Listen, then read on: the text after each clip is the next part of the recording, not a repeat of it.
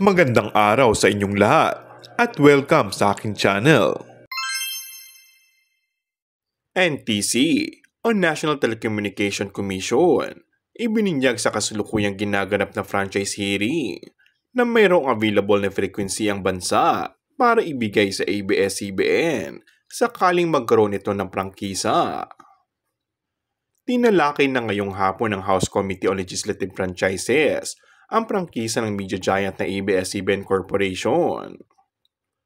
Bukod sa House Bill 11252 ni Representative Joey Salceda, tinalakay din doon ang mga naunang House Bill na inihain ng iba pang kongresista mula nang ipagkait ng 70 kinatawan ng prangkisa nitong Hulyo 2020, 2 buwan matapos mapaso ang prangkisa ng kumpanya noong May 5, 2020.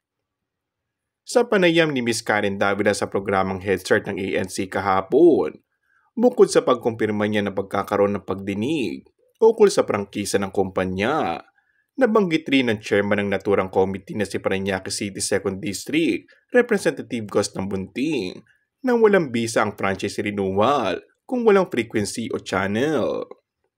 Matatandang ibinigay na ng National Telecommunication Commission noong 2022 ang dating frequency ng ABS-CBN na Channel 2 sa Advanced Media Broadcasting System o AMBS na siya may hawak ng All TV ngayon.